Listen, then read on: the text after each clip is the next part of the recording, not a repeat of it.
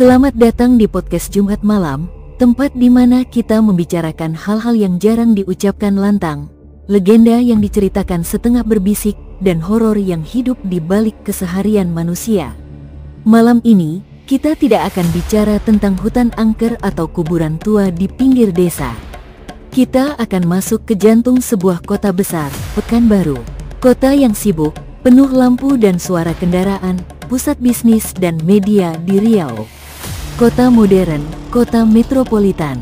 Tapi bahkan di tengah gedung tinggi dan jalan raya yang ramai, kegelapan tetap punya ruang. Ada sebuah bangunan yang dikenal hampir semua warga Pekanbaru. Gedung yang seharusnya menjadi pusat informasi, tempat ratusan berita ditulis setiap hari. Gedung kantor harian Riau Pos. Tapi di balik aktivitas jurnalistik yang sibuk, gedung ini menyimpan cerita lain. Cerita tentang sosok wanita berambut panjang di lorong, suara mesin tik yang hidup kembali di tengah malam, dan tawa lirih yang terdengar ketika semua orang sudah pulang. Orang-orang menyebutnya dengan satu nama, hantu Riau Pos. Malam ini, kita akan menelusuri kisah itu.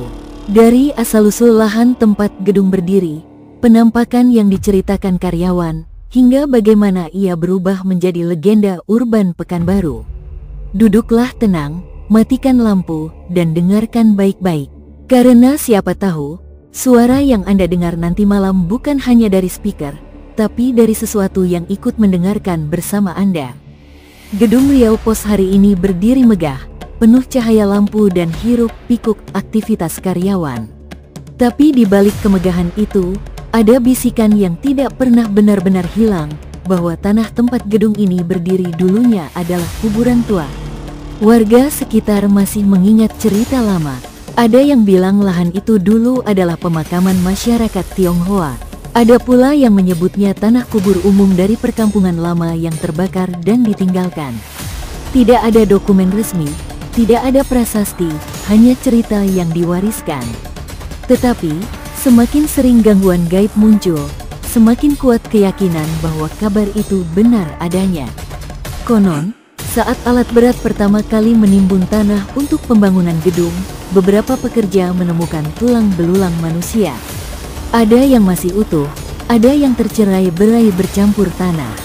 Sebagian besar pekerja ketakutan. Beberapa di antaranya bahkan sakit mendadak setelah memindahkan kerangka. Badannya panas tinggi, matanya kosong, mulutnya mengigau menyebut nama-nama yang tidak dikenal.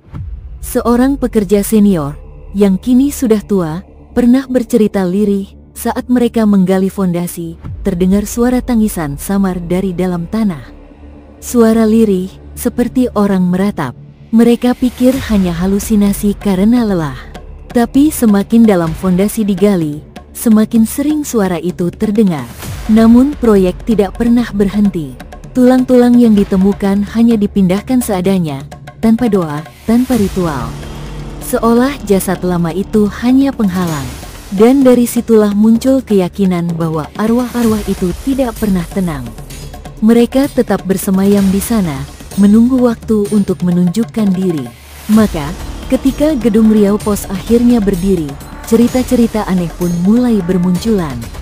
Kursi berputar sendiri, suara ketikan mesin tik dari ruang kosong, tawa lirih di lorong gelap, dan sosok wanita yang berdiri di depan kaca jendela. Arwah-arwah itu dipercaya masih menuntut penghormatan yang tidak pernah mereka dapatkan.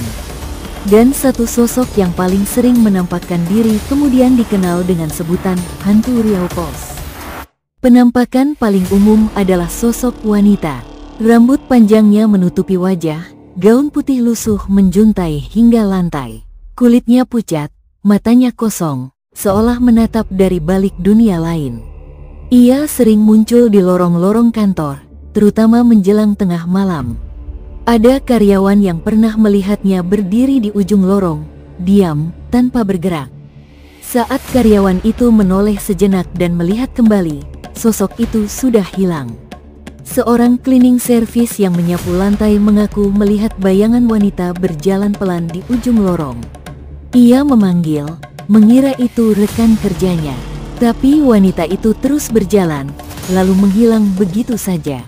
Di luar gedung, beberapa orang bersumpah melihat sosok wanita berdiri di jendela lantai 2 atau 3. Kadang hanya terlihat rambut panjang dan wajah pucat yang menempel di kaca, memperhatikan orang yang melintas. Tapi saat dicek ke dalam, ruangan itu kosong, lampu padam. Gangguan lain adalah suara. Suara mesin tik yang sudah lama tidak dipakai, masih sering terdengar. Wartawan yang lembur sendirian pernah mendengar suara dentingan mesin tik dari ruang kosong. Suara itu cepat, teratur, seolah ada orang yang sedang mengetik berita dengan serius. Tapi saat pintu dibuka, tidak ada siapa-siapa. Komputer mati, ruangan gelap. Hanya kursi yang berputar pelan, seolah baru saja ditinggalkan. Ada juga kisah tentang suara tangisan di toilet wanita. Karyawan perempuan mengaku mendengar isakan lirih dari bilik sebelah. Saat dicek, pintunya tertutup rapat. Tetapi ketika didobrak, bilik itu kosong. Lebih menyeramkan lagi, pintu bilik itu terkunci dari dalam. Cerita tentang hantu Riau Pos tidak hanya datang dari wartawan. Satpam, cleaning service, hingga staf administrasi punya cerita mereka sendiri. Seorang satpam yang berkeliling malam mendengar suara tawa perempuan dari lantai atas. Saat diperiksa, ruangan kosong, lampu mati, semua pintu terkunci. Tapi suara itu tetap terdengar, semakin lama semakin dekat. Ia akhirnya turun dengan tubuh gemetar, tidak berani melanjutkan ronda. Cleaning service lain bercerita bahwa punggungnya pernah ditepuk keras ketika sedang mengepel. Ia menoleh marah, mengira temannya bercanda. Tapi lorong itu kosong, hanya ada dirinya seorang, berdiri dengan air pel lantai masih menggenang. Seorang wartawan muda pernah tertidur di kursinya. Dalam mimpinya, seorang wanita pucat dengan mata hitam mendekat dan berbisik kalimat yang tidak dimengerti. Ia terbangun dengan tubuh gemetar, dan kursi di depannya bergoyang sendiri. Setelah itu, ia tidak pernah mau tidur di kantor lagi, meski deadline menumpuk. Semakin banyak kesaksian, semakin kuat pula legenda ini. Dari sekadar cerita internal karyawan, hantu Riau Pos menyebar keluar. Orang-orang membicarakannya di warung kopi, di forum internet, hingga media sosial. Ada yang percaya sosok itu adalah arwah pegawai lama yang meninggal tragis. Ada juga yang mengaitkannya dengan roh penghuni kuburan lama yang tidak diistirahatkan. Tidak ada yang tahu pasti, tapi semakin sering orang menceritakan, semakin nyata pula kehadirannya di mata masyarakat. Hantu Riau Pos akhirnya menjadi legenda urban Pekanbaru. Sama seperti kisah hantu di gedung-gedung media lain, ia menjadi bagian dari identitas kota. Hantu Riau Pos menunjukkan satu hal, bahwa horor tidak hanya ada di desa atau hutan angker. Ia bisa lahir di pusat kota, di gedung modern, di tempat kerja yang setiap hari dipenuhi orang. Bagi masyarakat, ia adalah simbol. Simbol bahwa sejarah tidak pernah benar-benar hilang, bahkan ketika bangunan baru berdiri di atasnya.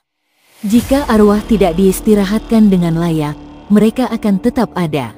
Kisah ini juga menjadi pengingat, kantor, sekolah, bahkan rumah sakit modern bisa menjadi sarang horor, bukan karena bentuk bangunannya, tetapi karena sejarah yang melekat pada tanahnya.